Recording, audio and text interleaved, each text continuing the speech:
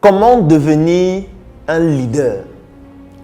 Ça, c'est une question assez pertinente. La première chose qu'il faut retenir dans la construction de son profil en tant que leader, en réalité, c'est l'inspiration.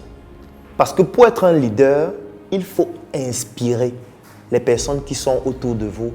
Et pour inspirer les personnes qui sont autour de vous, cela va forcément dépendre du travail, des activités et des réalisations que vous opérez au quotidien.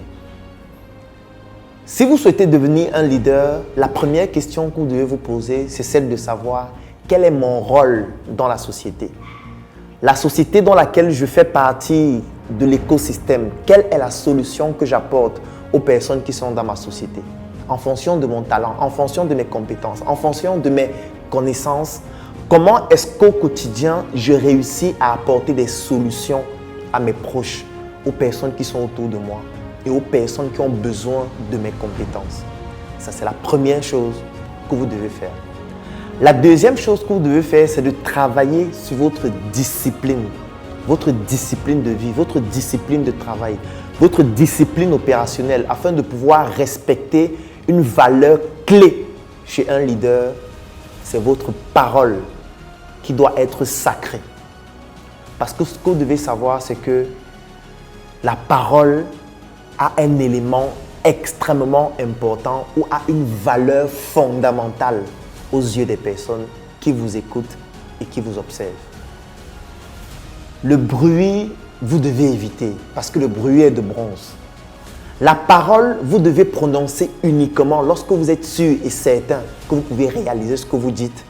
Parce qu'en réalité, le diamant doit être votre silence, surtout lorsque vous n'avez pas la capacité de pouvoir exécuter de manière scrupuleuse ce que vous dites ou alors ce que vous comptez faire.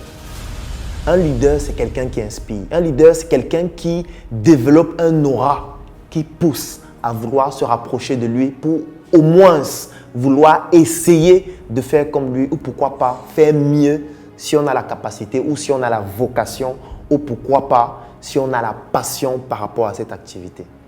Donc, si vous souhaitez être un leader, première chose à faire, identifier dans votre environnement des problèmes pour lesquels vous pouvez apporter des solutions. Deuxième chose à faire, apporter ces solutions dans un environnement restreint en commençant par vos proches et plus globalement dans un périmètre beaucoup plus grand afin de pouvoir permettre aux personnes de comprendre que vous avez les compétences qui leur permettent à elles, ces personnes-là, de pouvoir s'améliorer. Vous devez être suffisamment empathique, et ça c'est la troisième chose, par rapport aux problèmes et par rapport aux maux de votre société et de pouvoir régulièrement y apporter des solutions, même si elles sont infimes, mais au moins pertinentes. Et en 4, vous devez travailler votre image, vous devez travailler votre discipline, vous devez prononcer des paroles qui ont un sens et qui correspondent exactement à ce à quoi vous aspirez. Parce que c'est tout cela qui va faire en sorte qu'autour de vous, on vous reconnaisse comme leader. Parce qu'en général, les leaders eux-mêmes ne se reconnaissent pas comme étant des leaders. Parce qu'à un moment donné, leur travail au quotidien, leur passion est devenue un mode de vie.